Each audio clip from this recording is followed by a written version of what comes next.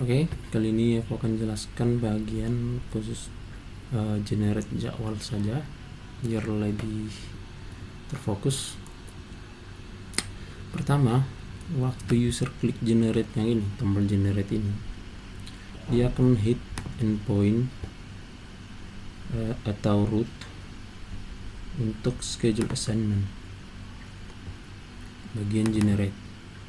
Nah, dia akan hit schedule assignments, ID periodnya, terus ada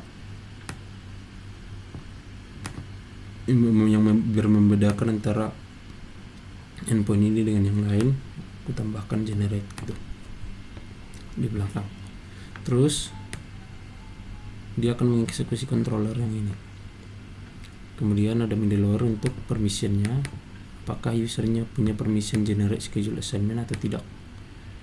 Nah, kalau dia nggak punya, dia akan return nanti forbidden, bahwa usernya ditolak mengeksekusi endpoint ini karena dia nggak punya akses gitu atau permission.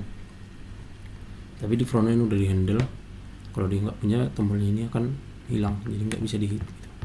Tapi di sini di secure juga, di handle lah untuk permission juga. Jadi ada validasi dari frontend dan juga backend sebelum controller dieksekusi. Nah, di sini kan ada bedanya antara controller ini sama ini.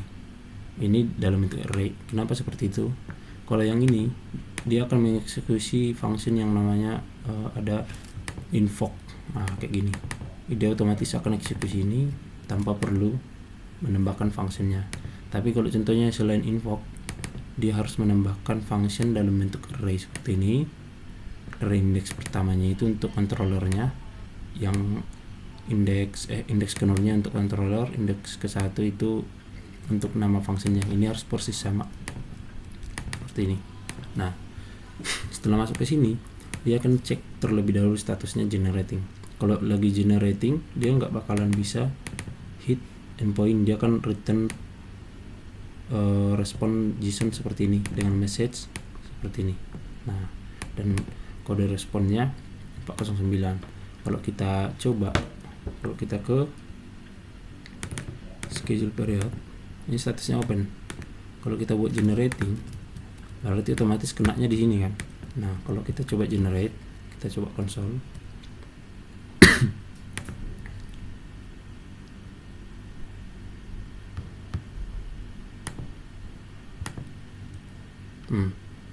Dia akan kena di situ bahwa generate schedule is already generating. Nah, responnya seperti itu. Dan kode responnya, status code-nya itu 409. Konflik. Maksudnya action yang dilakukan itu udah dikerjakan gitu. Artinya makanya konflik. Dan responnya itu respon schedule is already generating itu yang dimunculkan di pesan TOS ini tadi yang muncul dari bawah. Coba kita kembalikan ke status draft open, dan kemudian di sini ada penghitungan total volunteer yang diupdate supaya di per schedule periodnya itu ada total berapa yang submit atau enggak submit. Kenapa dimasukkan di sini? Karena waktu generating, berarti kalau udah generate berarti dia nggak ada opsi lagi untuk user bisa isi ketersediaan kan. Nggak, yang diisi ketersediaan ini udah nggak bisa lagi, karena yang di jadwal ketersediaan itu untuk status yang open aja. Nah, waktu generate kan dia statusnya jadi generating atau enggak generated gitu. Dia udah next step lah. Makanya sebelum di kita berikutnya, masukkan dulu total yang ini yang aku bilang sebelumnya. Ini dipakai untuk di dashboard. Nih, penghitungan jumlah volunteer. Ini kan volunteernya, total volunteernya sekian. Tapi kan bulan depan bisa jadi ada penambahan volunteer atau pengurangan. Biar kebaca dia, kalau kita ngambil dari tabel volunteer ini, jadinya datanya itu nanti semua sama gitu. Nggak ada perbedaan tiap bulan. Karena waktu pengambilan dari volunteer bisa aja beda kan. bisa dapat tambah, dia nggak tahu kapan dia masuk, kapan dia nambah, kapan dia kurang. Jadi kita ambil data untuk volunteernya itu berdasarkan jumlah ketersediaan waktu mau generate. Cuman di sini salah ya, dia ngambil user dulu, hitung user semua yang aktif, kemudian masuk ke schedule availabilities. Harusnya nggak schedule availabilities karena kita udah punya schedule user period status yang otomatis di sini waktu membuat waktu open ini, yang open schedule period ini, waktu membuka untuk availability, dia udah handle generate user status. Dia akan ambil semua user volunteer. Kalau kita tengok di function yang ini dia kan this user. Kalau this berarti di halaman ini. Nah, ini dia users volunteer. Nah, ini. Nah, masuk ke sini. Kemudian dia menjalankan function get department volunteer. Nah, kalau masuk ke sini dia akan masuk ke function get development volunteer. Dia akan mengambil semua user yang berada di di departemen yang sesuai lah departemen ID-nya. Dia akan mengambil role volunteer, statusnya aktif, dan kemudian dia akan mengambil relasi di mana departemennya itu ID-nya ini gitu. Jadi otomatis dia, kalau contohnya kita generate jadwalnya kan untuk Echelon Worship, berarti dia akan mengambil semua volunteer yang berada di bawah naungan Echelon Worship gitu. Baru kemudian buat data schedule period status. Jadi otomatis schedule period status ini punya data semua user berdasarkan schedule period. Nah, ini dia, ini usernya, ini schedule periodnya, semua user udah masuk ke sini. Semua user volunteer yang sesuai jadwalnya dan sesuai dengan departemen jadwal itu. Kemudian buat false atau true untuk submit atau enggak. Karena ini kan data seeder, jadi ini udah di seeder, jadi ada yang true sebagian karena di seeder udah dibuat seperti itu. Jadi kita harusnya tinggal pakai data itu. Ini kan, jadi kita nggak perlu akses ke user lagi karena datanya udah dapat. Jadi sebenarnya bisa gini, total gini aja bro. Ini hapus dulu. Ini kan ngambil dari sini. Sebenarnya bisa aja schedule user status gini. Kita query, baru where schedule periodnya sama, karena di sini akan nampung semua kan untuk period yang lain juga. Jadi kita akan ambil yang where schedule period ID-nya itu berdasarkan period ID yang di request. Period ID. Nah, habis itu kita where lagi untuk ambil ini kan yang submit. Berarti kalau yang submit, dia yang head submitnya true, ya kan? Ini head submitnya true, berarti where kolom apa? Kolom head submit true. Nah, baru habis itu diapain? Di count. Nah, itu kan mendapatkan hasil dari submit. Count itu mentotalkan jumlahnya doang, jadi nggak ngambil data, dia ngambil count doang. Kemudian untuk yang submitnya tinggal copy, masukkan sini, kemudian submitnya false, gitu doang kan bedanya. Dia ngambil true kalau submit, dia ngambil false kalau not submit. Masukkan ke sini. Nah, kalau kita DD itu untuk mendebugging apakah isinya ini sama benar atau enggak. Jadi cara lihatnya nanti kita buat dulu array biar bisa langsung sekali dua, kemudian not submit.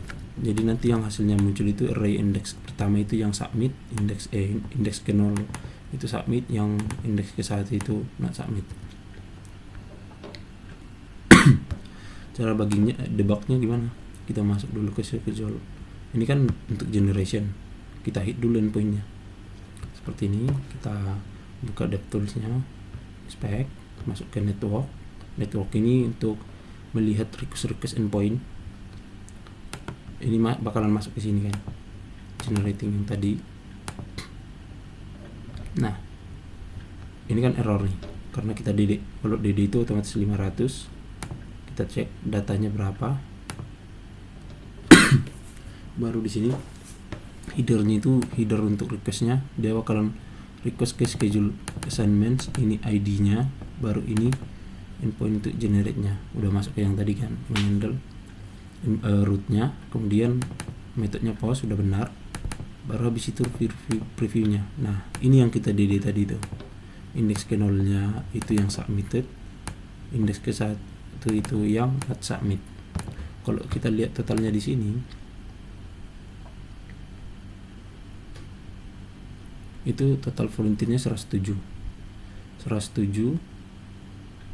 dan yang ini kan data lama ya dari seeder ya, dan itu sama 39 sama 68 sama yang kita buat tadi. Sebenarnya hasilnya sama, cuman lebih bagus karena kita udah sediakan tabelnya, jadi pakai yang ini aja. Cuman setelah aku diskusi sama ChatGPT, memanggil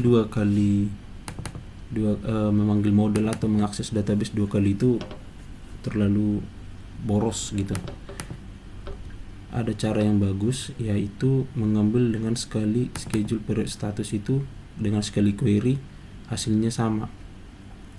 Jadi kayak gini. Nah ini query-nya.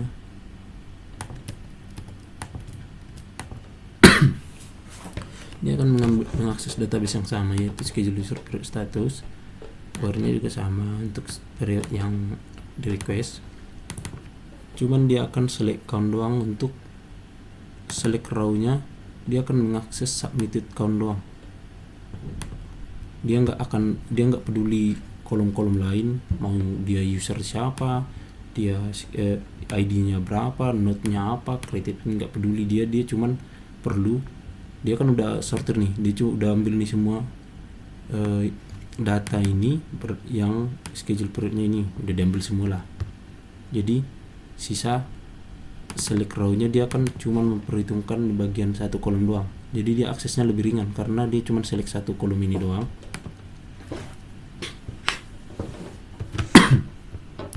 Baru di sini ada query row. Ini pakai SQL.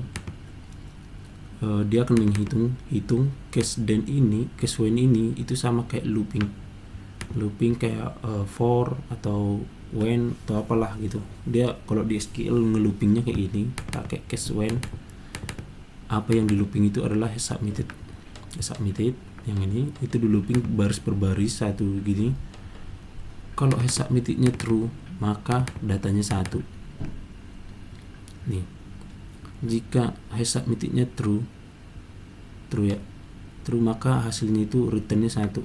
Jadi pas baris pertama submittednya 0, dia akan kembalikan 0 karena enggak true. Kalau submittednya true maka kembalikan 1, dikasih nilai 1 gitu. Kemudian jika selain itu dia nggak ada else-nya nggak ada, dia cuman buat if-nya doang. Ini untuk if-nya. Sisanya kalau contohnya nggak true ya dia kembalikan 0 karena nggak ada kondisi untuk selain true. Nah untuk function untuk count dia hanya menghitung jumlah yang ada nilai. Jadi dia cuma menghitung yang returnnya tadi dari sini hasilnya 1 kan. Kalau true dia returnnya itu 1. Itu cuman itu yang dihitung. Jadi nanti ibaratnya kayak gini. Anggaplah sebuah array kan. Jika dia true maka kembalikan 1, hasilnya jadi 1. Nah kalau contohnya false berarti 0. Baru kalau true 1, kalau false 0. Nah function count ini dia cuma menghitung jumlah yang ada nilainya, yang ini. Yang 0 itu nggak dihitung karena 0 itu ya 0, nggak ada apa-apa gitu. Dia akan cuma menghitung nilai ini. Nah kalau kita petakan ke database ini itu kan 0 0 0 0 baru ke 5 1, dia jadinya seperti ini 0 0 0 0 1 dan seterusnya kan. Nah, hasil yang inilah yang di define sebagai submitted count, karena yang dihitung itu yang nilainya true. Nah, kemudian yang not submitted itu sama, dia perulangan per baris juga, tapi yang submittednya false dia akan return sebagai 1, sisanya 0 gitu. Berarti yang untuk yang ini nanti hasilnya seperti 1 1 1 1 0 baru selanjutnya, karena yang kembalikan itu kan adalah nilai false di return sebagai 1 gitu kan, nilai false di return sebagai 1. Nah, nilai false di return false berarti 1 1 1 1 baru nilai true. Selain false dia di returnnya sebagai 0 gitu. Nah, makanya karena ini kebalikan kan, otomatis kalau di count jumlah ini di count hasilnya sekian, jumlah ini hasilnya sekian, dia akan menjumlahkan yang ada nilainya doang. Kalau 0 dia nggak bakalan menjumlahkan, seperti itu. Dengan cara seperti ini dia akan akses ke database itu sekali doang. Kalau kayak gini kan 2 kali nih, akses ke database sekali, akses ke database sekali. Nah, kalau kayak gini dia udah akses sekali doang, udah langsung dapat countnya submitted, yang not submitted juga dapat. Baru ini dia cuma sekali doang, first dia cuma sekali ngambil doang. Kemudian yang di statnya ini kan nggak perlu lagi. Nah, kalau kita dd ya, kita dd stats itu hasilnya gimana? Hasilnya dia bakalan nampilin 2 objek yang submitted, ya ini objek ini sama ini field lah bilangnya, field submitted sama submitted, soalnya udah didefinisikan dia as atau namanya. Mana tadi namanya, nanti sesuai ini sama ini, bentuknya objek. Nah, ini dia. Nah, ini jadi udah dapat. Jadi kita tinggal, karena ini udah objek, kita tinggal pakai datanya di sini, stats submitted count. Ini juga sama, tinggal not submitted count gitu.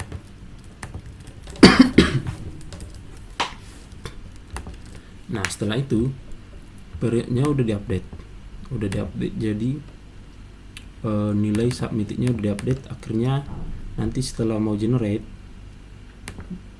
nilai yang di schedule period ini akan diupdate supaya bisa di mapping nanti untuk grafiknya. Ini akan terupdate gitu.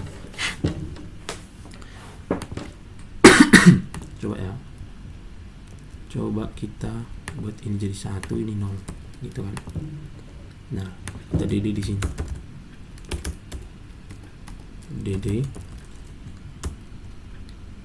s period. Harusnya periodnya ini udah terupdate kan. Baru kita coba penugasan.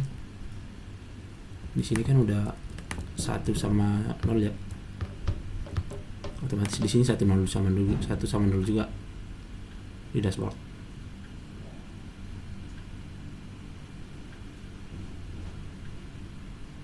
Oh, ini berarti salah, ini dia belum mengambil dari sana, submittednya belum mengambil dari sana kalau untuk dashboard.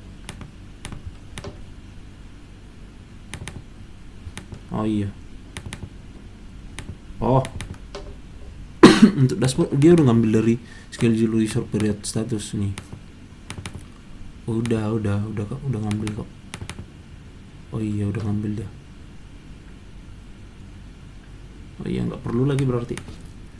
Di sini nggak bakalan berubah, sebenarnya dia udah ngambil dari schedule period status. Berarti dia cuman kita cek dari ini udah sama, dashboard udah dari schedule user period status. yang waktu update pun udah update ke schedule user period status, jadi harusnya datanya udah sama. Jadi pas mau generate statusnya itu akan berubah. Nah ini dia, submitted count-nya jadi 39, submitted jadi 67. Nah kalau kita refresh ini kan 10 kan. Nah ini udah terupdate dia.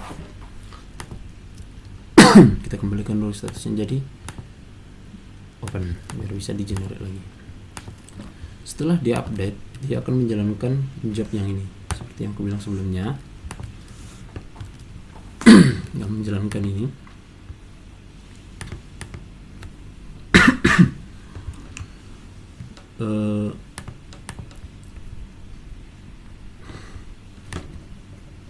job yang dijalankan itu adalah function handle. Kalau di job dia akan ambil period. Sebenarnya dia kan udah ngirim dari sini ya. Oh, dia ngirim period ID ya. Dia cuma ngirim ID, kemudian dia akses ID. Harusnya nggak usah ya. Kalau udah dikirim periodnya, harusnya di sini bisa terima dong. Tapi nantilah itu. Harusnya ini pokoknya kayak gitulah. Dia udah ngambil dari periodnya untuk data periode schedule periodnya, kemudian jalankan schedule generator service dengan function generator service. Yang pertama dijalankan adalah konteks. Ini paham lah ya, transaction, biar kalau ada gagal dia rollback semua datanya. Di schedule text builder dia akan membuat sebuah konteks. Konteks itu sebagai kerangka. Kerangka gimana sih datanya nanti gitu, apa saja yang dibutuhkan, jadi bisa hasilnya itu sesuai dengan konteks yang ini. Nah pertama dia ambil dulu relasi dari periodnya. Ini kan ngirim period langsung dari depan ya. Dari depan dia ngirim period langsung, jadi di dalam dia terima period schedule periodnya, jadi nggak perlu ambil ke schedule period lagi. Kemudian load ini fungsinya untuk mengambil relasi, jadi period itu isinya nanti udah berrelasi. Kalau kita DD di sini, isi period itu udah sama relasinya juga.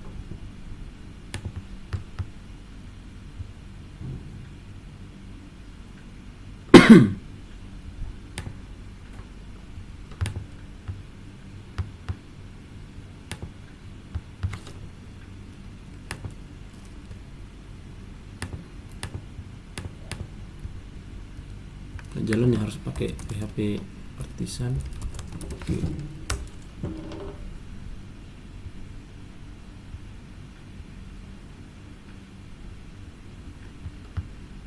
Oh nggak kena DD-nya.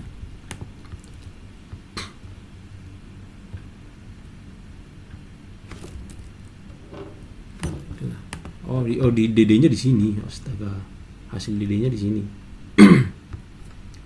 Ini terminalnya. Wah banyak juga nih.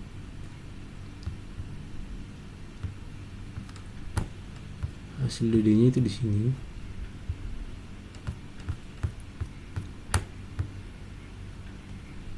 Nah ini dia. Periodnya nanti isinya kayak gini. Kemudian relasinya udah ada session dalamnya.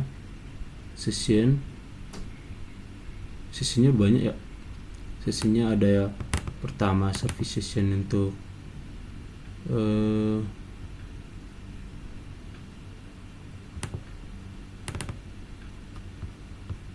inilah service sessionnya semua. Bentuknya seperti ini ya, relasi. Nggak bisa kelihatan pula. Harusnya sini dia dalam kayak gini juga.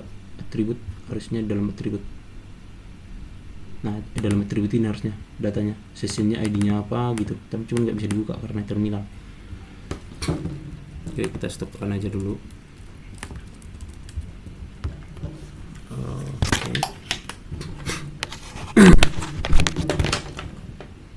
Jadi udah ada relasi session segala macam, udah ngikut semua. Kita ubah ini jadi open lagi. Refresh. Nah, kemudian ini kan udah dapat relasinya. Jadi priority itu udah dapat requirement, assignment, sessionnya, session requirements, session assignment sudah dapat, sama user statusnya, siapa yang submit siapa yang enggak gitu.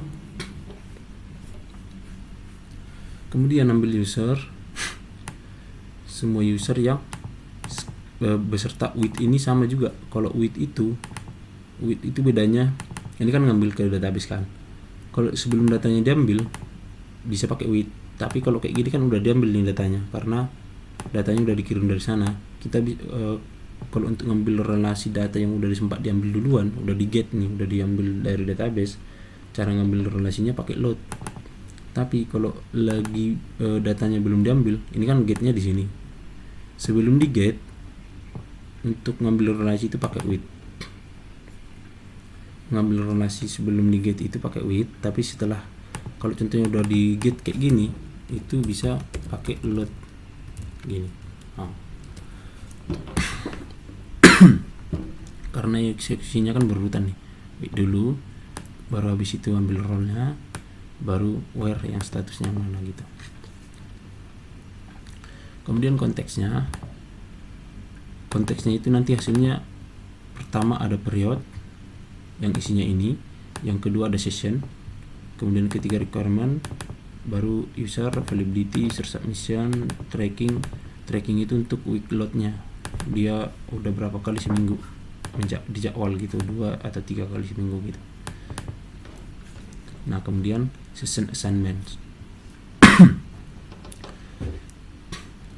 Kemudian kan session itu ada array kan, isinya apa aja gitu, per satu session isinya apa aja, dibuat lagi konteksnya. Isi per satu session itu ada ID, week, minggu keberapa, session numbernya, session itu ada di minggu keberapa, kemudian dia sesi keberapa, baru requirements itu isinya user nanti. Nah requirement itu isinya apa aja, ini kan array juga, jadi hasilnya nanti dalam requirement itu dipetakan lagi apa aja isinya, ID, session ID, division ID, skill ID, required quantity, ini jumlah kebutuhannya, sama sudah di assign atau belum gitu. Yang untuk requirement ini, untuk misalnya requirements kan array, isinya nanti kayak piano, WL, singer gitu. Nah untuk singer ini skill, misalnya skillnya piano, singer, segala macam, itu udah desain atau belum, atau masih kosong usernya gitu kan. Jadi ini true false nanti. Bukan true false sih, ini jumlah yang udah desain kayaknya. Dia udah desain 1 atau 2 orang gitu. Kemudian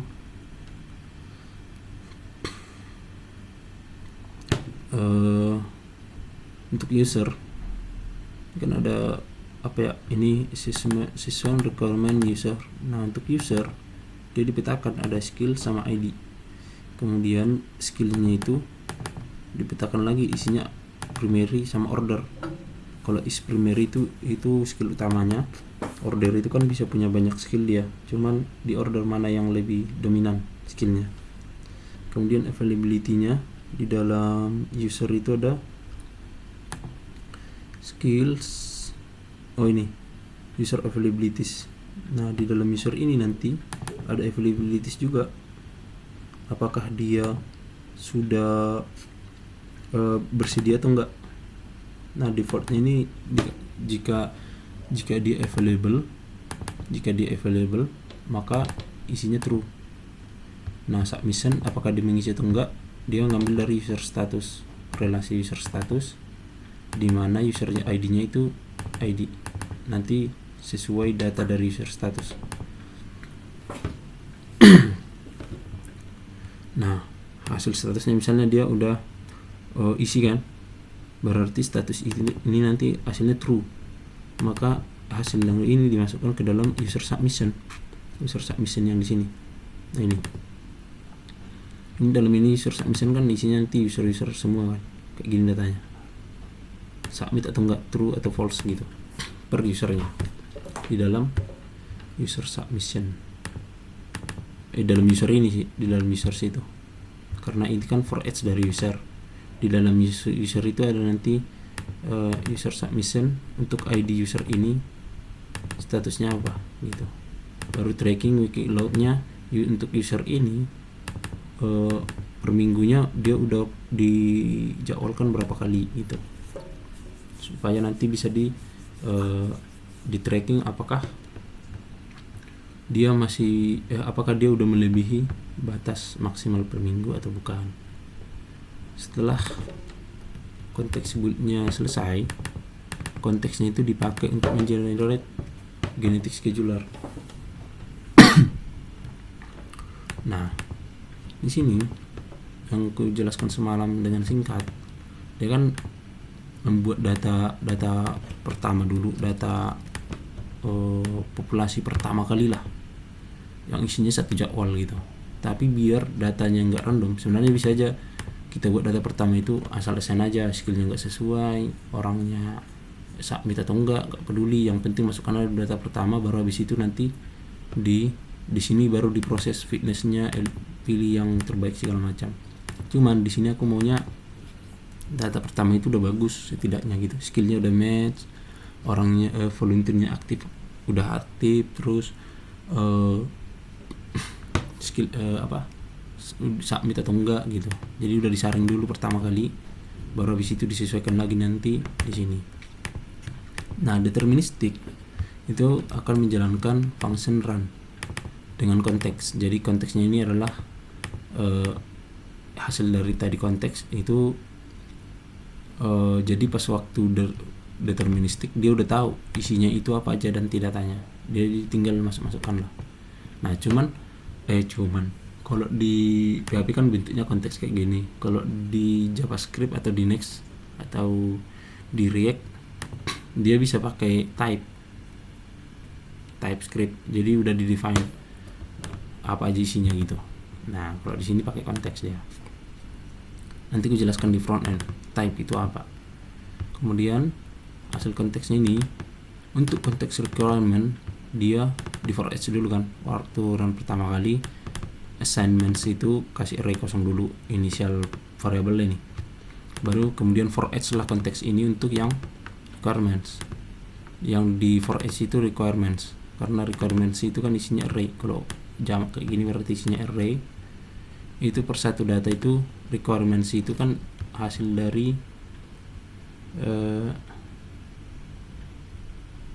ini kan ada nih requirements. Waktu dia di mapping requirements yang ini ini kan isinya array kan, konteks requirements. Inilah yang di mapping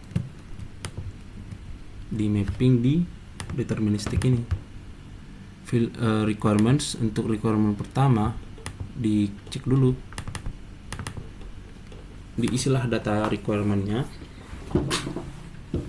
sesuai data-data ini.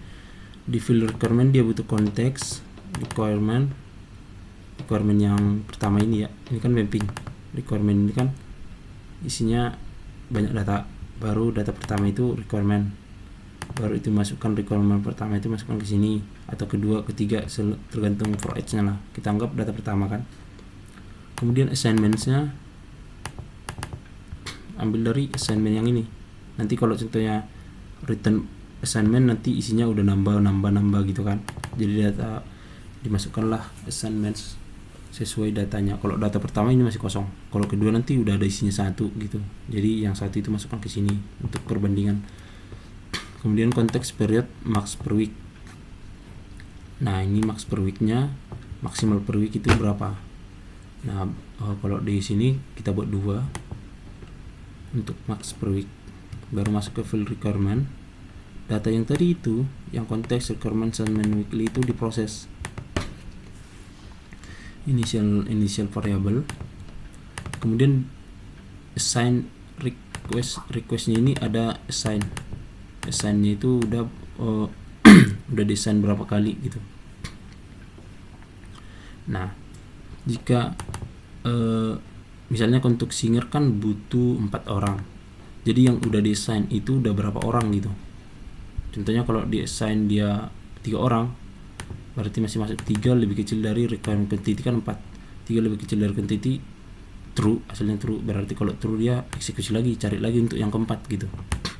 Jadi kayak gitu. Nah, kalau contohnya assign 1 masukkan, nanti di sini tambahkan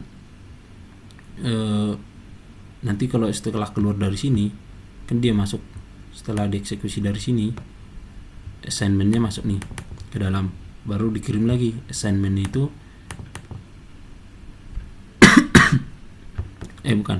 request ya, dia masuk ke request, kemudian dicek lagi request assignment itu udah berapa, udah ada dua lebih kecil dari sini, eksekusi lagi, nanti tambah lagi ada 3 lebih kecil dari 4 lagi. Kalau 4 lebih kecil dari 4 itu false, berarti udah memenuhi, otomatis ini berhenti, while-nya berhenti.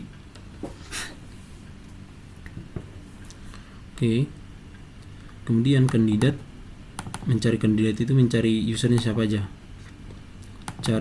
kasih konteksnya, requestnya, baru weekly limitnya per minggunya berapa. Nah, pas mencari kandidat dicari dulu, di define dulu session ID-nya berdasarkan session ini, biar tahu nanti usernya di session berapa, kemudian skill apa yang dibutuhkan, kemudian ini dari request semua ya, isinya dari request semua, kemudian week-nya ambil dari session ID berdasarkan session ini, ambil week-nya.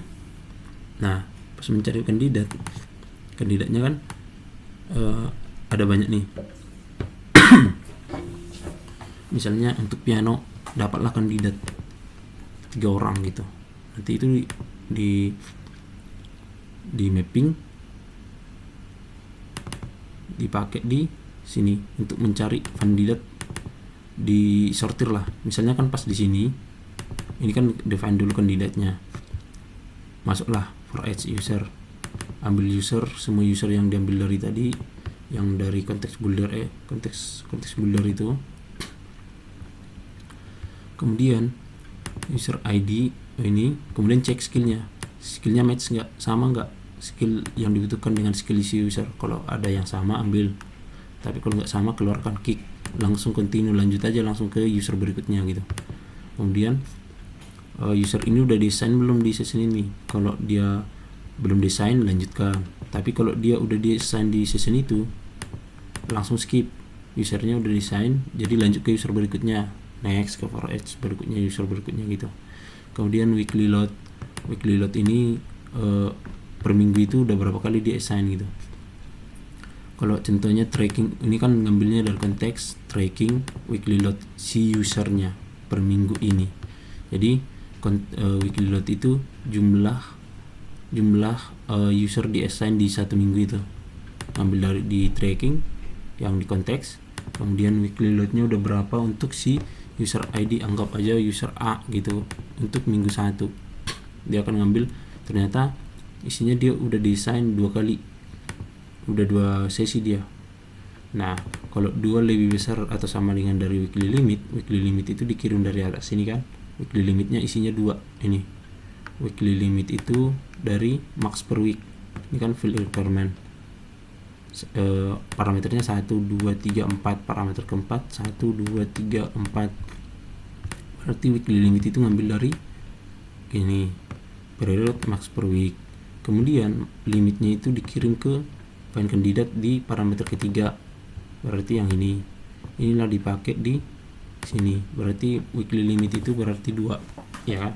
Weekly loadnya kalau usernya udah 2 itu lebih besar atau sama dengan weekly limit, benar atau true gitu kan, berarti skip, lanjut ke user berikutnya gitu.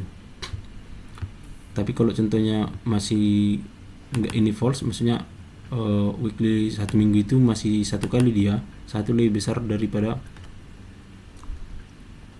weekly limit. Oh, tadi 2 ya, 2 lebih besar atau sama dengan weekly limit, ya itu masih true. Oh, kalau true dia lanjut, langsung skip, lanjut ke user berikutnya. Tapi kalau satu itu lebih besar daripada weekly limit, false. Kalau false dia kan berarti ini nggak dieksekusi. Kalau false dia nggak dieksekusi. Kalau true, kalau hasil parameternya ini true, maka eksekusi yang ini gitu kan. Tapi kalau false dia ya dia nggak ngapa-ngapain karena nggak ada else-nya, jadi langsung dilangkai aja, lanjut ke sini. kemudian submitted, dia ngambil dari submission. Submission untuk user ID ini. Submission itu nanti isinya kan banyak array gitu. Dia bakalan ambil user ID ini, apakah dia true atau false, dia udah submit atau belum. Nah, baru kemudian ambil yang available, apakah user itu available atau enggak. Kan bisa jadi dia submit tapi dia enggak available. Aku submit nih, tapi aku enggak bisa di minggu pertama, berarti dia submitted-nya true tapi is available-nya false gitu. Jadi dicek apakah di submit dan dia tidak available. Jika dia sengaja submit tapi tidak pilih session itu sebagai dia nggak bisa di sesi itu, maka skip, lanjut ke user berikutnya, langsung continue ke perulangan berikutnya gitu. Baru habis itu furnace score itu this furnace itu di atas sini, dia ngambil dari furnace calculator, isinya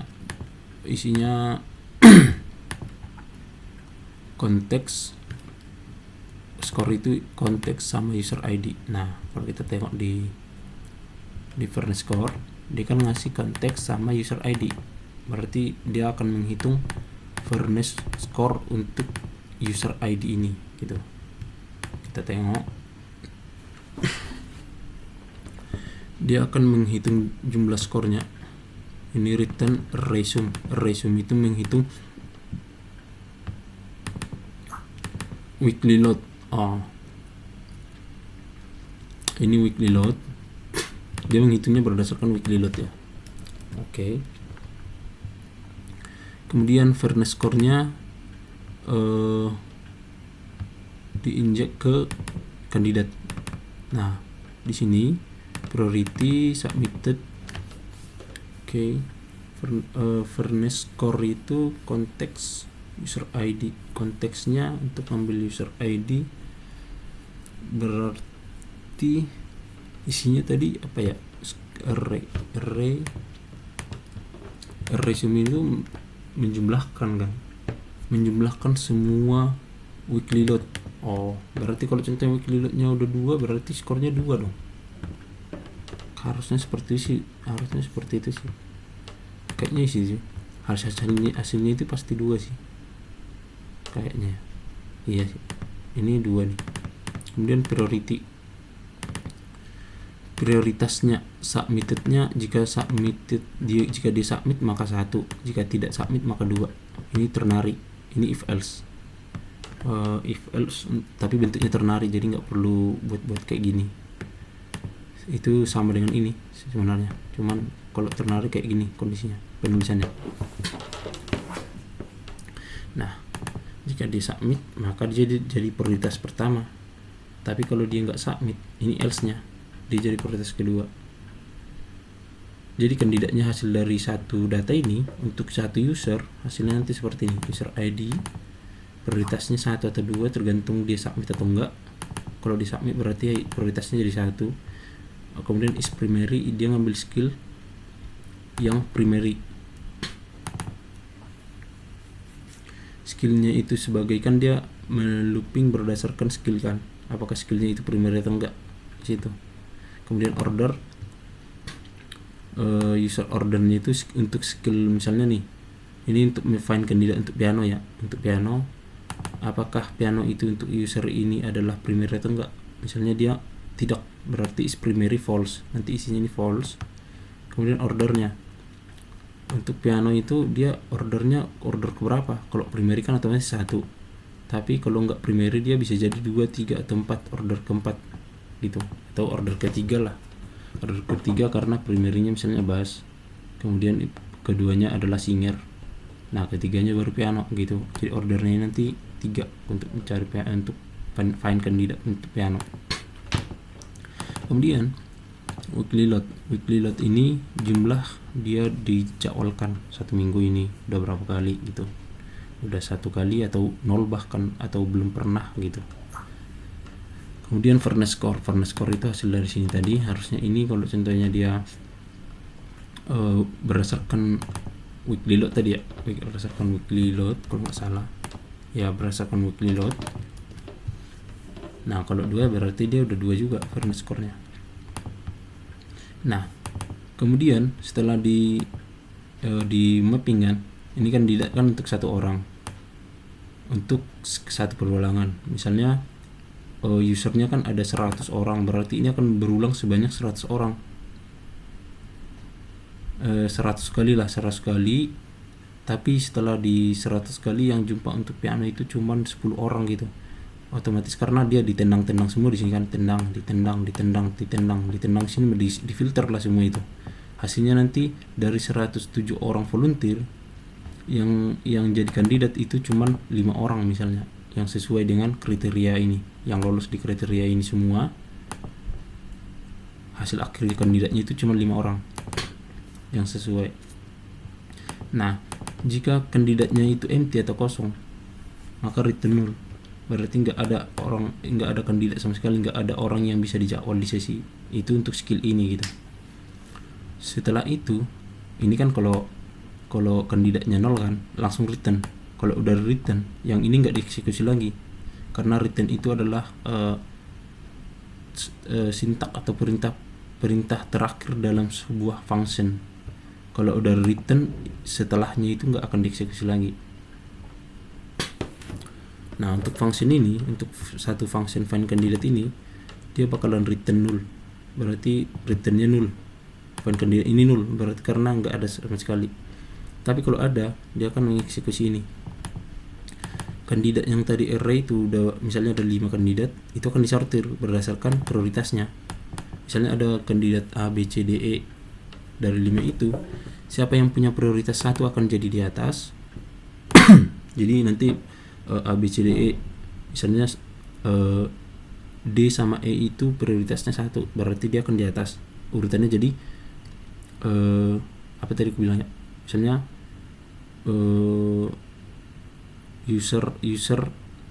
kandidat D sama E itu prioritasnya 1, jadi urutannya jadi E, D, E, A, B, C gitu. Baru kemudian dicek lagi weak load-nya. Ternyata weak load untuk di sini weak load-nya itu diurutkan berdasarkan jumlah yang paling kecil. Weak load-nya paling kecil akan jadi di atas. Ini kan prioritas terkecil, maksudnya prioritas 1 kan lebih tinggi kan dan lebih kecil. Angka 1 itu lebih kecil dari angka 2 gitu kan. Jadi angka 1 itu otomatis di atas. Baru habis itu di angka berikutnya di bawah. Ini dari yang terkecil ke terbesar. Baru kemudian ini karena A ini terkecil ya, baru terbesar B. Kemudian weak load itu diurutkan berdasarkan terkecil ke terbesar. Nah, habis itu fairness score kecil ke terbesar. Baru is primary. Is primary itu diurutkan berdasarkan di sini false, di sini true. Nah, berarti diurutkan berdasarkan kalau true dia bakalan diurutkan paling atas, baru false diurutkan ke paling bawah. Gitu. Karena kalau urutan terbesar terkecil, false itu nilainya 0, baru true itu nilainya 1. Jadi makanya ini kan urutan berdasarkan terkecil terbesar gitu kan. Berarti kalau terkecil dia false itu kan 0, baru terbesarnya 1 atau true. Makanya di sini B itu terbesar baru terkecil. Urutkan berdasarkan kalau dia 1 maka taruh di atas, kalau dia 0 taruh di bawah gitu. Baru order itu berdasarkan ini skill ordernya. Dia berdasarkan skill order terkecil taruh di atas kan. Ordernya ada order pertama itu primary, baru ke order kedua, ketiga, 4, kelima ya skillnya itu skill ordernya. Nah yang besar, yang kecil ditaruh di atas karena order terkecil itu yang paling prioritas gitu kan. Baru order terbesar taruh di bawah. Setelah hasilnya itu di order semua, kemudian di return ini bukan return yang find candidate ya, dia return dari usort ini, function usort ini kan function untuk mengurutkan. Kemudian di return lah hasil usernya ini.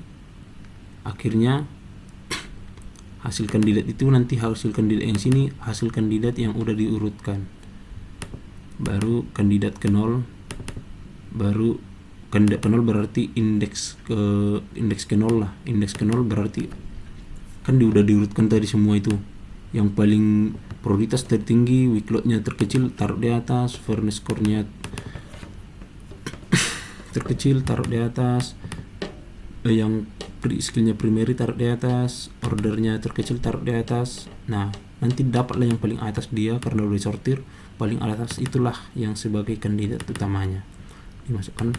Dimasukkanlah itu di return hasilnya itu nanti find kandidat ini, returnnya kandidat itu hasilnya 1 orang. Biarpun misalnya waktu di sini tadi kandidatnya ada 5 atau 10, yang di return itu adalah kandidat terbaik atau paling atas berdasarkan sortir ini. Nah, itulah 1 orang itulah sebagai kandidat. Kalau kandidatnya kosong, untuk assignment ini usernya 0. Kosong itu artinya find kandidat ini returnnya 0 yang di sini. Nah, ini kalau kena di sini dia returnnya 0, otomatis kandidatnya ini mana tadi? Kandidatnya ini 0, ya kan? Ini kandidat ada, tapi kalau dikasih kayak gini berarti jadi nggak ada gitu. Jika kandidatnya tidak ada, maka eksekusi yang ini.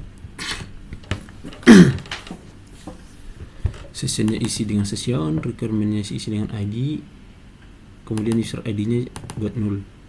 Baru habis itu request assignment tambahkan. Nah, request assignment ini yang misalnya singernya ada 4, itu yang tadi. Misalnya untuk assignment user pertama itu singer 1 lah, singer 1 ternyata returnnya usernya 0 gitu. Harusnya nggak mungkin lah kalau 0 singer pertama, berarti sampai singer keempat udah 0 lah itu, karena di kondisi yang sama kan.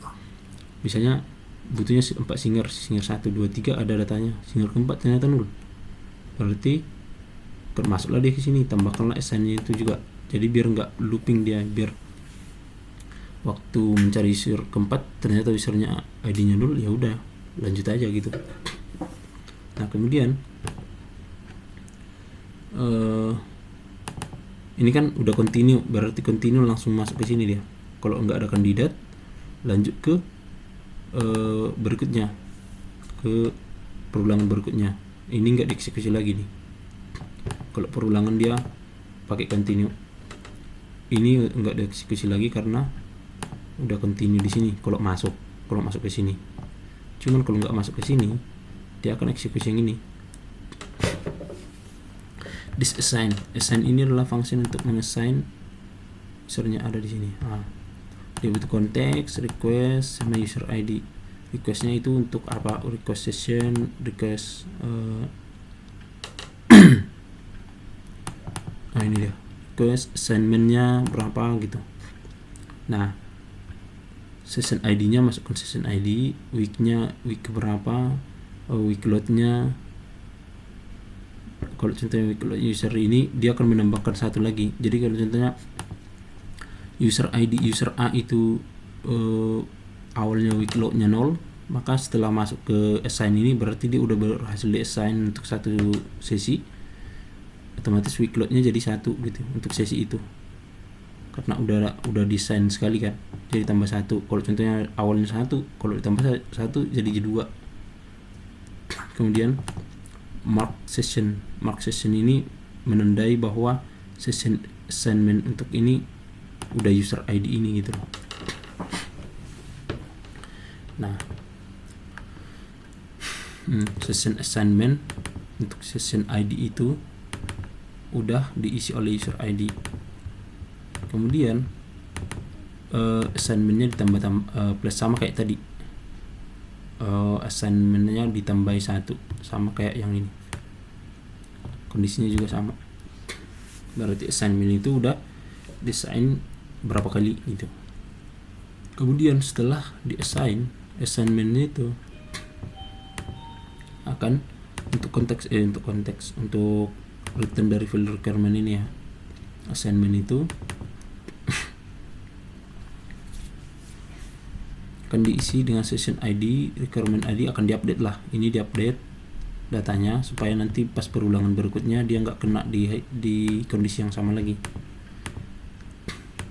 Dan dimasukkan segala macam. Kemudian habis itu ini untuk menghindari loop, karena misalnya kondisinya jadi loop terus supaya ini sebenarnya nggak bakalan minim kejadian lah, tapi supaya lebih aman dia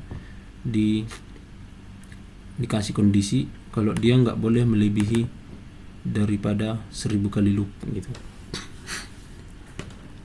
Nah, habis itu field requirement ini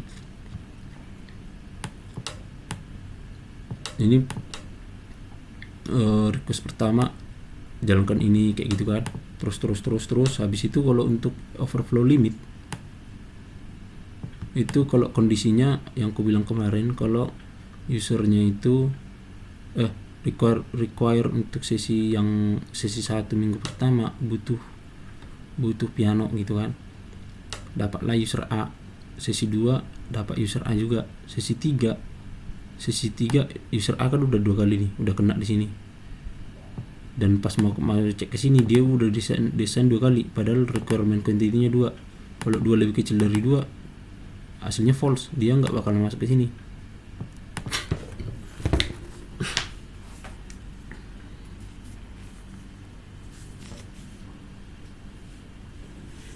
Nah,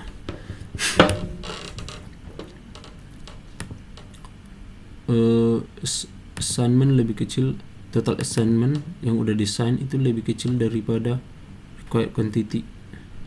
Nah, required quantity jumlahnya.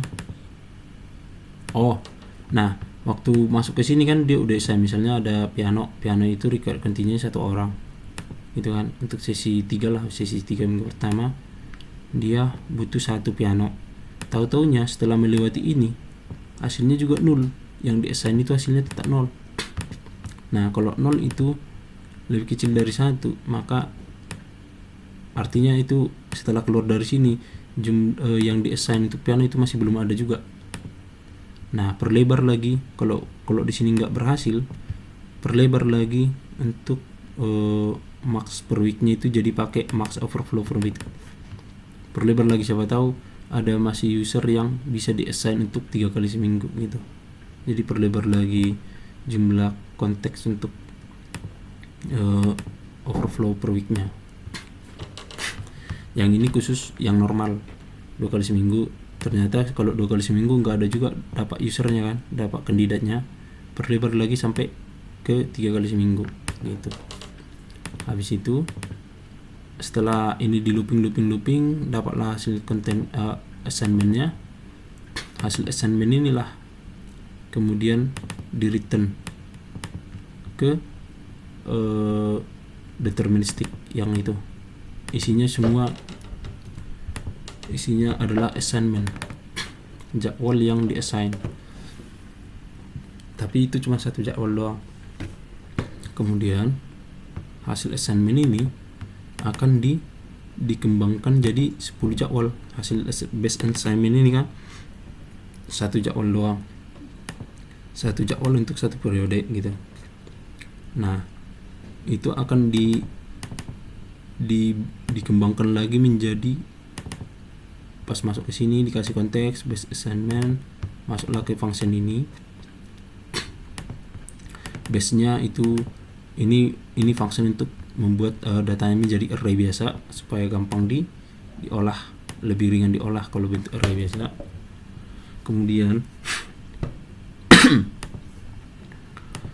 Kemudian hasil base-nya itu dipakai buat jadi population. Ini supaya gampangnya, sebenarnya langsung bentuk array gitu kan. Baru population-nya ini dipakai untuk mengembangkan jadi 50 population ini dari 0 sampai 49 kan. Itu adalah totalnya 50, dari 0 sampai 49 itu 50. Atau kayak gini pun bisa 1 sampai sama dengan 50. Nah, bacanya ini lebih gampang kan. Dari 1 sampai 50 itu 50 gitu. Nah kayak gini pun bisa. Baru habis itu copy database buat kopiannya, baru kemudian mutasi kromosom itu adalah memindah-mindahkan, mengotak-atik data yang udah ada supaya ada perbedaan. Nah di sini waktu dimutasi dia pakai data copy base dari database yang ini yang udah dibuat jadi array. Waktu dimutasi user load itu akan user load kromosom itu adalah datanya copy ini, kemudian konteks yang dari awal konteks builder, kemudian change perubahannya udah berapa kali gitu, dia perubahannya berapa kali ya, harusnya seperti itu. Changesnya di sini langsung dibuat 1, dikirimnya dari sana 1, diterimanya tapi defaultnya 1 gini. Nah user load itu dari calculate kromosom ini kan diisinya population yang udah dibuat jadi kromosom bentuk array gitu biar gampang. Nah kromosom itu isinya population, kemudian itu di looping lagi, sebanyak perubahan. Nah kebetulan di sini cuma 1, berarti dia cuma loopingnya sekali doang. Dia akan mengutak-atik data population itu, memutasinya sebanyak sekali doang berdasarkan generation index kromosom itu akan random kayak gini lah logiknya. Kemudian get ranked kandidat, dia bakalan mencari kandidat lain lah. Misalnya untuk piano sesi 3 di minggu pertama harusnya user A, dia akan cari kandidat lain yang kemungkinan bisa ditukar gitu. Harusnya di sesi 3 jadi sesi 2, yang harusnya di sesi 2 jadi sesi 3, di otak-atik lah, dipindah-pindahin. Kemudian ini sama kayak pengecekan lah alternatif segala macam, kayaknya kayak gitulah. Ini pun pokoknya intinya dari mutasi kromosom ini adalah mengutak-atik user yang udah sebelumnya kan populasinya udah ada, tapi dia akan diotak-atik, dipindah-pindahin ke misalnya dari minggu pertama jadi minggu ketiga, atau dari sesi ke-1 sesi 1 minggu pertama diubah jadi ke minggu kedua sesi ketiga gitu-gitu, dipindah-pindahin dan bisa ditukar-tukar untuk mencari hasil yang random gitu. Tapi dengan syarat dia harus skillnya match dengan ketentuan skillnya match atau skillnya sesuai, dia available atau enggak, kayak gitu-gitu. Nah get ranked kandidat ini nah ini dia, kayak dia tetap submit, dia tetap available, kemudian disortir, baru habis itu dikembalikan lagi datanya kayak gitu. Baru habis itu disortir ulang berdasarkan prioritas. Contohnya kan setelah dimutasi kan ditukar-tukar, dicari tahu juga sortirannya apakah hasilnya itu yang terbaik gitu, dia akan diotak-atik lah. Baru habis itu setelah dapat datanya dimasukkan. Nah setelah dimutasi di initial population ini, setelah dimutasi hasilnya itu jadi population dimasukkan ke population array ini, hasilnya ini nanti jadi 50 karena ini perulangannya kan 50 kali. Jadi population itu isinya 50 jadwal. Setelah masuk ke initial population, hasilnya population itu adalah sini, hasilnya 50 jadwal, hasilnya population isinya 50 jadwal berbeda. Nah 50 jadwal berbeda ini kemudian dipakai di looping lagi tiap generationnya. Untuk generasi pertama dia akan pakai population pertama.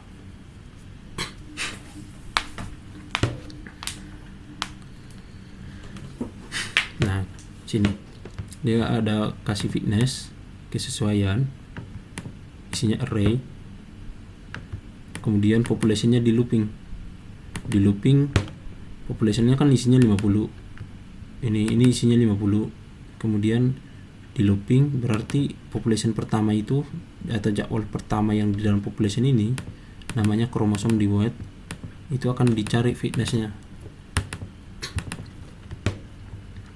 Fitness itu isinya adalah kromosom tadi konteks, mencari skor fitness. Di sini adalah definisi variabel untuk skor, session assignment, week load, user assignment. Pertama kromosom ini kan jadwal kan, jadwal 1 bulan, minggu pertama, piano segala macam lah. Bentar, isinya kromosom itu apa ya? Di fitness dia ngasih kromosom, population, oh iya, isinya jadwal fitness, isinya 1 jadwal 1 bulan. Kemudian di for age requirement ID-nya misalnya requirement untuk piano, untuk singer, vokal, kemudian usernya siapa aja, baru requirement ID, kemudian session ID, minggunya minggu keberapa, usernya siapa. Nah, jika user dari deterministik itu null, yang tadi pertama kali untuk base populationnya atau populasi pertama itu usernya itu null karena masuk kondisi terakhir. Jika usernya null, maka continue, lanjutkan, keluar dari perulangan ini, lanjut ke perulangan berikutnya. Dan tapi tambahkan skornya 5000, jadi skornya di sini minus 5000 untuk jadwal untuk user itu, untuk require apa namanya, jadwalnya lah, jadwal requirement itu. Misalnya di sesi 1 minggu pertama butuh WL kan, WL. Nah, ternyata WL itu user ID-nya 0. Berarti untuk WL sesi 1 minggu pertama itu nanti skornya minus 5000 gitu. Nah, user ID-nya nggak ada, 0. Nah, kalau usernya itu nggak ada juga, ini kan berdasarkan user ID kan, kita kurangi lagi 100.000. Sekali lagi skillnya pun dicek lagi skillnya. Kalau contohnya skillnya itu nggak ada, dikurangi lagi skornya jadi minus 100.000. Kalau skillnya itu ada, skillnya itu tinggal ambil skill kan, skill ada, baru dicek lagi apakah dia ada di assign di sesi yang sama, double. Kalau contohnya ternyata dia di assign di sesi yang sama, maka return minus skill. Ini udah langsung paling fatal lah ini, karena nggak boleh satu user kena melayani di satu sesi yang sama jadi 2 orang gitu, dia WL, dia juga slide gitu, nggak bisa. Jadi berdasarkan availability juga dihitung nilai poinnya. Jika submit dan available, kalau contohnya dia submit tapi tidak available, otomatis kasih nilai paling rendah. Sama kayak tadi juga, fatal lah ini fatal. Berarti dia nggak bisa di-assign di situ. Kemudian ini juga nggak bisa di-assign karena kalau udah isi ketersediaan terus dia kosongkan, berarti dia memang nggak bisa kan. Jadi otomatis dia bakal dapat nilai yang paling rendah karena memang usernya ini untuk posisi ini memang udah fatal ini gitu. Dia memang nggak seharusnya berada di posisi ini karena dia udah submit tapi dia bilang nggak bisa. Itu nggak seharusnya dijadwal di sesi itu. Jadi kasihkan aja poinnya paling rendah supaya nanti pas pengurutan skornya dia berada di paling bawah gitu. Tapi kalau dia submit nanti tambahkan jadi 300 poinnya. Kemudian skill, kalau di skill jika dia primary, skillnya primary tambahkan 30. Jadi yang untuk yang punya skill primary dia bakalan lebih diuntungkan, bakalan diprioritaskan karena skillnya lebih primary. Baru kemudian skill order. Skill order itu akan disesuaikan tergantung ordernya. Jadi di sini tambahkan skornya jika maksimal, ini function max 20 dikurang skill order dikali 2. Misalnya skill ordernya 3, berarti 3 kali 2 6, 20 kurang 6 itu berarti 14. Berarti skor yang tambah jika dia bukan primary adalah 16 karena ordernya 3.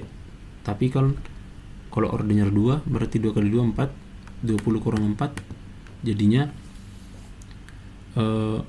nilai yang skor yang ditambahkan itu adalah 16. Jadi skor yang tambah untuk skill order 2 itu lebih besar daripada skill order 3.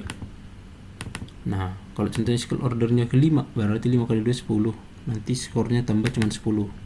Makanya lebih untungkan kalau skillnya itu ordernya kedua lebih tinggi lah. Nah, kalau untuk order yang pertama kan dia otomatis masuk ke sini karena order pertama itu adalah is primary. Nah, weekly load itu udah berapa kali dia desain gitu kan. Nah, di sini juga jika weekly loadnya itu udah melebihi dari limit itu kan diambil dari ini max per week. Nah, kalau contohnya weekly loadnya itu lebih besar dari limit per minggu, maka overflow dicek dulu.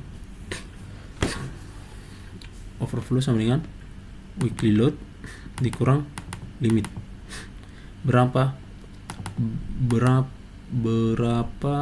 kelebihan sesi yang yang udah desain ke dia.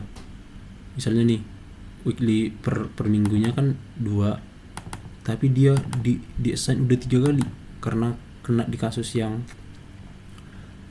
overflow per week itu yang bisa 3 kali seminggu overflownya. Tapi kan max per weeknya cuma 2, padahal dia kena sampai 3 gitu. Berarti hasil overflownya itu kelebihan 1 karena weekly loadnya itu 3, dia udah desain 3 kali dikurang limitnya itu 2. Sebenarnya 2 kurang 1 hasilnya overflownya 1. Nah, skornya itu akan dikurangi sebanyak 1 dikali 25.000. Karena kalau dia udah desain sampai 3 kali otomatis udah kebanyakan kelebihan. Jadi dia jangan di-assign lagi gitu. Jangan dijawab lagi. Kemudian tracking user assign ini untuk menambah trackingnya, bahwa user assignment itu jumlah user assignments itu tambah 1. Dia ngambil dari sini ya. Itu untuk looping sih. Jadi ditambah 1, kemudian schedule sessionnya sama dengan user ID. Oke, pokoknya ini bagian loopingnya lah, biar user assignmentnya ini terbaik gitu. Nah, nah kalau contohnya udah ada di assign di sini, otomatis user assignmentnya itu udah nambah kan, karena dia user assignment untuk user ID ini dia udah ditambah 1. Jadi user assignmentnya udah keisi. Nah, kalau user assignment ini kosong, maka enggak kosong. Kalau enggak kosong maka jalankan proses ini gitu. Total assignment itu adalah kromosom. Apa ini ya? Total assignment lah, jumlah yang dijadwal gitulah. Pokoknya dia penghitungan berapa yang udah dijadwal, kemudian total user konteks itu ngambil dari user berapa jumlah usernya. Total target load itu adalah total assignment dibagi total users. Berarti kalau kita nengok codingannya ini, total usernya misalnya anggaplah 100, yang di assign itu total assignment adalah 50, maka total assignment adalah 50 dibagi 100 itu 50 bagi 100 itu 5 bagi 10 2 0, setengah ya 0,5.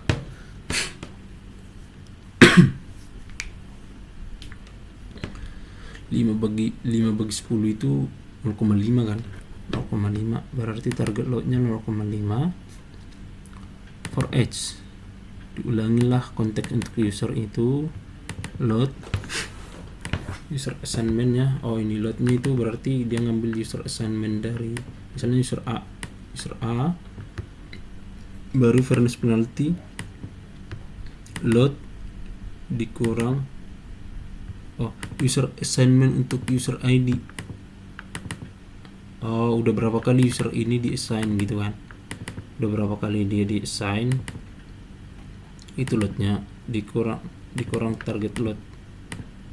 Kalau 1 berarti loadnya 1 dikurang target loadnya tadi yang di sini 0,5, artinya 0,5 berarti skornya adalah ini kan fairness penalty diinput ke sini, hasilnya 1 dikurang 0,5, hasilnya fairness itu 0,5, skornya itu dikurang sebanyak 0,5 dikali 20, hasilnya skornya dikurangi 10. Gitulah.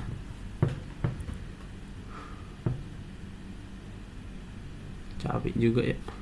Oke.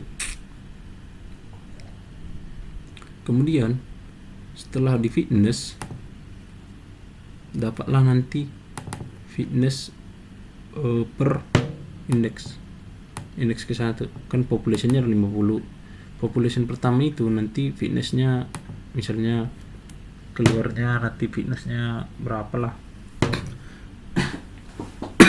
berapa ya kalau dihitung-hitung, sekitaran berapa ya, anggaplah 2000 atau 3000 gitu.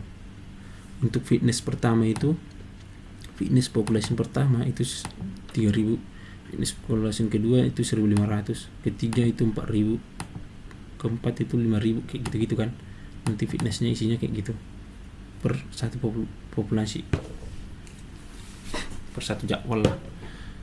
Nah, populasi kan 50, berarti nanti fitness ini ada isinya 50 data berdasarkan jumlah populasi. Jadi jadwal pertama itu nanti skornya itu 3000 segala macam gitulah.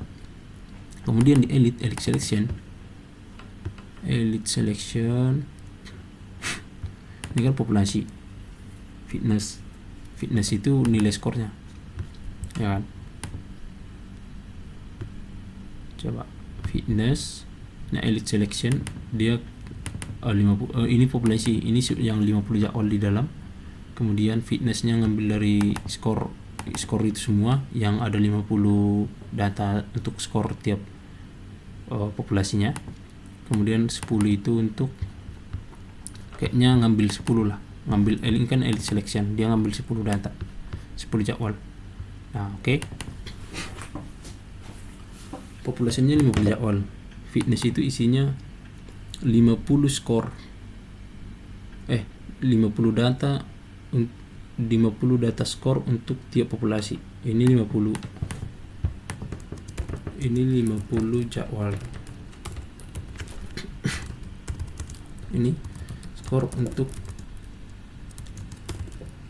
tiap jadwal, skor untuk skor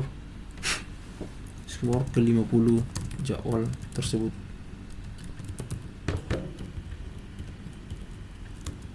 Untuk tiap jadwal di ginilah. Ini fitnessnya adalah skor untuk tiap jadwal. Misalnya di sini kan jadwal 1,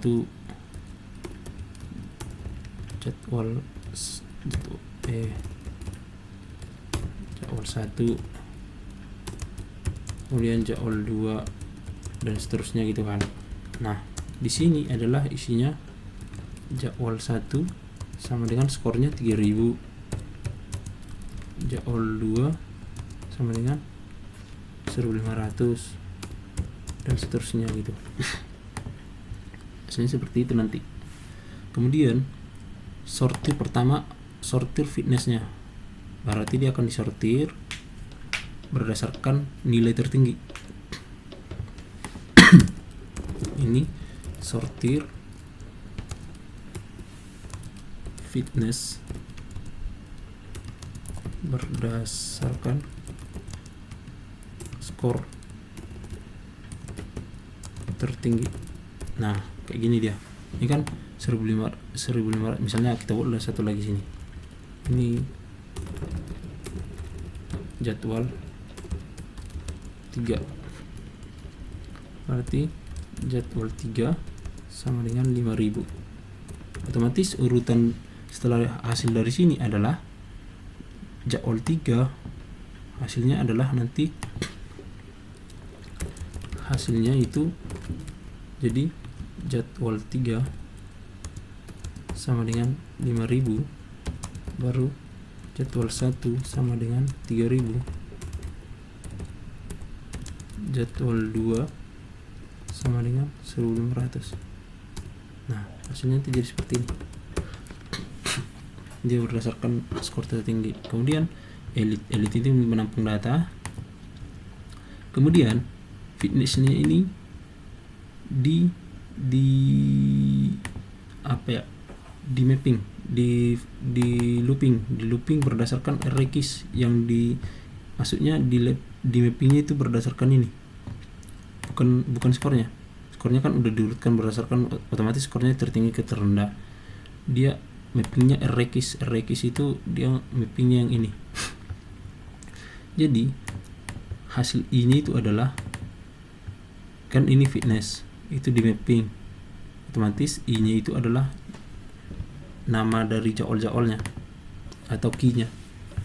Karena kita buat jadwal 1 sini, sebenarnya kalau isinya itu sebenarnya kayak 1 gitu, baru sini 2, 3, 4 gitu. Jadi dia mappingnya berdasarkan key-nya. Ini key, ini value, ini key, ini value. Oke, ini key, ini value-nya. Jadi yang diambil itu key-nya doang. Baru cari population ke sekian. Nah, kebetulan kan indeksnya yang dimaksud di sini adalah sebenarnya di dalam fitness ini kan, di dalam population ini kan jadwal 1, jadwal 2 kayak gitu kan. Nah, kalau di fitness ini sebenarnya array-nya sebenarnya nggak ada kayak gini. Aku buat kayak gini biar lebih gampang aja diingat. Cuman sebenarnya ini adalah indeksnya, indeks ke 0 itu ini, indeks ke 1 ini, indeks kedua kayak gitu. Nah, jadi dia ngambil indeks, ambil population indeks ke sekian berdasarkan fitness yang ini, kemudian masukkan ke dalam elite ini. Nah, otomatis elite itu adalah population yang ini, tapi yang udah diurutkan berdasarkan skor tertinggi gitu. Elite yang ini kan berdasarkan, dia mappingnya berdasarkan skor, fitness kan skor, isinya skor, dia berdasarkan skor, kemudian ambil population index ke sekian dan itu masukkan ke dalam elite. Nah, otomatis elite-nya adalah nilai dari jadwal yang skornya urutannya paling tinggi. Elite itu isinya jadwal yang skornya urutannya paling tinggi ke terendah gitu. Kemudian jika count elite-nya, count itu menghitung jumlah panjang data dari array. Nah, jika panjang array itu elite itu udah lebih besar atau sama dengan elite count ini kan 10, maka break artinya hentikan for each ini gitu. Nah, dia kan elite count 10. Jadi ketika pertama kali ini masukkan, berarti jadwal dengan skor paling tinggi masukkan 1, jadwal dengan skor paling tinggi kedua, masukkan datanya udah 2, 3, 4 sampai 10. Udah dapat nanti 10 jadwal di sini dengan skor paling tinggi. Udah kena lah di sini. Elite itu panjang datanya 10. Kalau 10 itu lebih besar sama dengan 10, hasilnya true. Kalau udah true dia break. Kalau udah break berarti hentikan perulangan ini, lanjut ke kode berikutnya. Masuklah ke sini return, kembalikanlah data dari elite, keluarlah dia. Nanti elite itu hasilnya adalah 10 jadwal dengan skor tertinggi. Nah, setelah dapat 10 jadwal tertinggi, reproduce lagi. Reproduce itu isinya adalah elite yang 10 jadwal itu, kemudian konteks, kemudian berapa data yang akan direproduce. Nah, kita masuk ke reproduce. Ini kan elite. Elite itu isinya 10 jadwal dengan skor tertinggi. Kemudian konteks dari konteks, populationnya, size-nya. Population size itu kita tengok di sini nanti. Population size, population itu adalah elite. Otomatis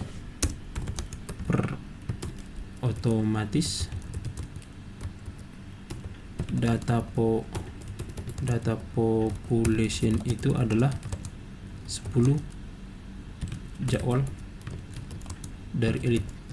Nah, otomatis pertama kali ya dia nggak array kosong, dia udah otomatis ngambil dari elite, jadi populasinya udah tambah 10 jadwal.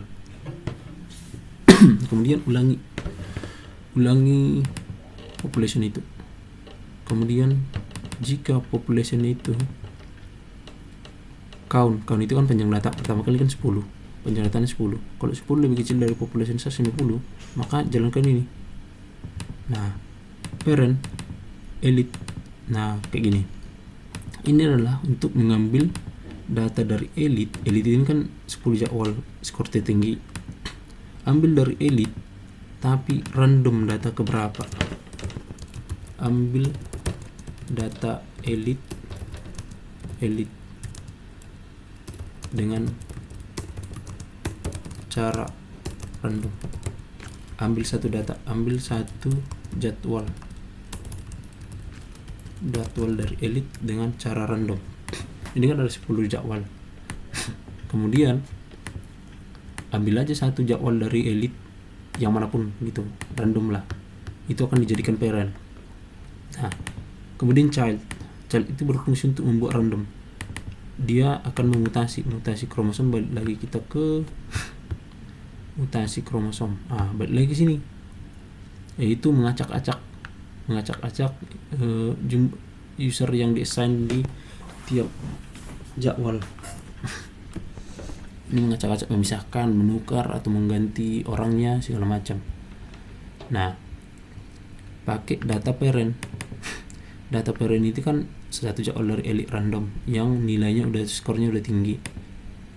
Habis itu dia acak-acak lagi. Nah, konteks ketiga kan dia random 1 atau 3. Yang parameter ketiga itu adalah changes, berapa kali perubahan gitu. Berapa kali perubahan yang akan dilakukan di dalam mutasi, berapa kali mutasi dia. Nah, di sini akan di random, dia bisa 1, 2 atau 3. Random itu isinya ada parameter 1 sama parameter kedua. Parameter 1 itu adalah mulai dari, baru parameter kedua itu adalah hingga. Berarti random lah data parent ini sebanyak mutasi lah data parent ini sebanyak bisa 1 kali, sebanyak bisa 3 kali mutasi, atau bahkan bisa 2 kali mutasi. Berarti ini random sebanyak antara 1, 2 atau 3 kali mutasi. Nah, gitu dah. Itulah hasil checknya. Kemudian checknya itulah dimasukkan ke dalam mutasi. Ini kan 10, otomatis keluar dari while ini populasi ini akan nambah jadi 11. Apakah lebih kecil dari 50? ya benar gitu kan, masuk lagi sini, mutasi lagi dengan cara ambil parent yang random lagi, kayak gitu lah terus sampai population ini 50 jadwal. Nah setelah jadwalnya 50 itu lebih kecil dari population size enggak? Dari 50 enggak? Tidak, otomatis dia akan keluar dari sini. Kalau udah keluar dari sini, return lah population ini dengan jadwal ini hasilnya adalah 50 jadwal yang dimutasi kembali dan jadwal yang dimutasi dan hasil dari 50 jadwal, bukan sih, hasilnya adalah 50 jadwal di mana terdiri dari 10 jadwal elite yang di atas ditambah 40 jadwal yang dimutasi secara random dari 10 jadwal elite tersebut.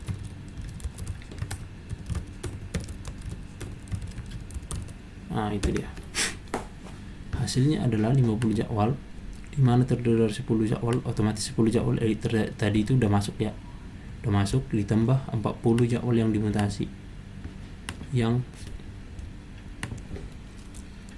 direproduce dengan cara dimutasi secara random dari 10 jadwal elite. Nah gitu ya.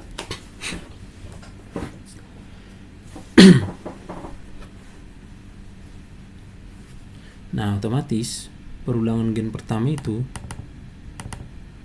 untuk gen pertama populasinya akan mendapatkan 50 jadwal dengan 10 jadwal elite dan 40 jadwal yang reproduce. Nah kemudian dimasukkan itu ke dalam populasi. Nah populasi ini akhirnya jadi 10 jadwal elite, 40 jadwal yang direproduce dari 10 jadwal elite tersebut. Itu untuk gen pertama. Untuk gen kedua, populasi yang 10 elite pertama itu dipakai lagi, 10 elite pertama dan 40 yang direproduksi dari elite itu, yang isinya udah elite lah, istilah 50 jadwal elite gitu, itu akan diulangi lagi, di fitness lagi, baru diambil lagi 10 dari hasil fitness itu, dipilih lagi 10 jadwal elite, kemudian dari 10 jadwal elite tersebut direproduksi lagi, dan itu berulang sebanyak 50 kali. Ujung-ujungnya adalah dia bakal mendapatkan populasi dengan 50 jadwal yang elite sekali gitu. Habis itu setelah 50 kali generasi, populasinya kan isinya 50. Nah habis itu dia akan mengambil jadwal the best itu adalah dengan cara mengambil skor paling tinggi. Ini di fitness dulu diambil skornya, habis itu ambil skor the best dengan pokoknya nilai skor tertinggi lah dari hasil fitness ini kan isinya skor semua kan. Nah habis itu base nya itu adalah mengambil populasi yang nilai skor fitnessnya tertinggi. Itu dia, berarti ambil satu jadwal dari 50 jadwal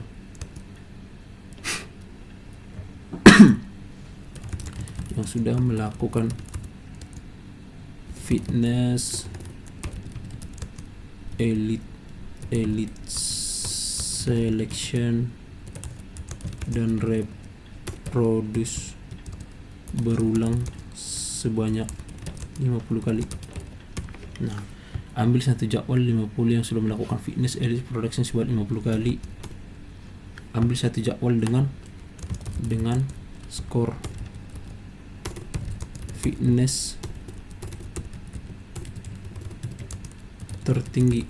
Nah ini dia, dari 50 jadwal yang sudah melakukan fitness sebanyak 50 kali itu, hasilnya itu adalah base. Nah base nya itulah yang akan menjadi return dari genetic scheduler. Itu setelah di return itu akan di assign This assign itu adalah memasukkan, kan awalnya kromosom itu kan isinya array yang disederhanakan supaya gampang dikelola gitu kan. Itu akan dikembalikan lagi menjadi sebuah assignment biasa yang akan dipakai di penjadwalan. Bentuknya yang sama seperti assignment untuk database gitu. Awalnya kan di array yang kromosom, yang array bentuk arraynya enggak yang mudah dikelola lah. Nah, tujuannya itu adalah untuk supaya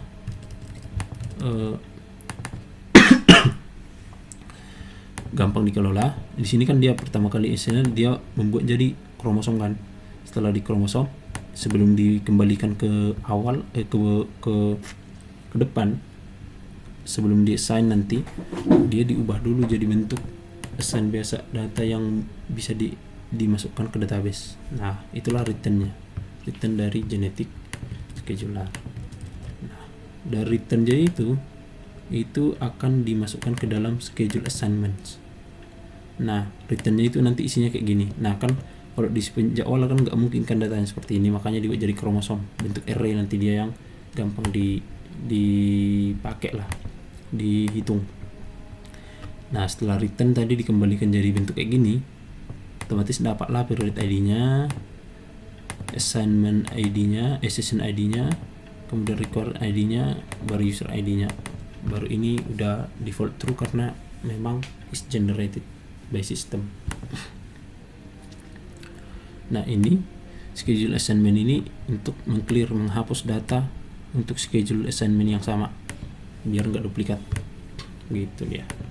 Baru setelah itu, setelah schedule generator service ini dijalankan,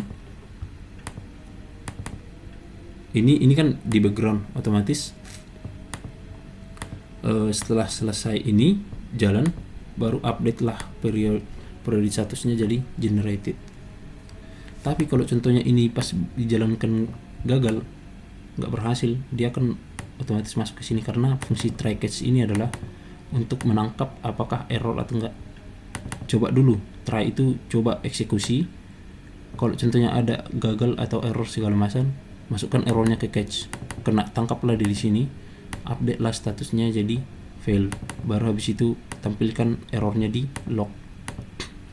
Log itu di sini, di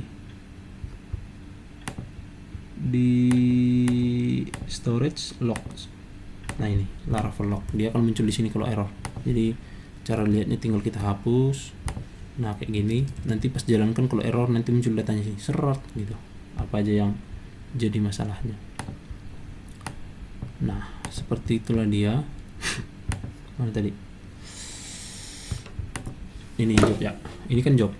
Setelah itu, setelah update-nya statusnya generated, berarti generate-nya udah berhasil. Nah, di controller itu setelah ini dijalankan, ini kan jalannya di background. Langsung pas waktu ini masih pertama kali di hit, setelah di hit pertama kali udah dijalankan ini jalannya di background, di hit sekali tap gitu kan, masih proses dia. Ini otomatis udah di return ke front end bahwa schedule generated dimulai gitu, di start. Jadi dia nggak nunggu ini dulu, ini nggak ditunggu karena job itu berjalan di background. Jadi pas ini dieksekusi, biarpun belum siap, ini udah dieksekusi juga dengan start. Makanya di sini nggak bisa update statusnya itu di dalam jobnya, karena kalau udah di sini ini harus berhasil dulu baru update statusnya. Kalau gagal maka masuk ke sini gitu. Oke, sekianlah untuk penjadwalan keterangan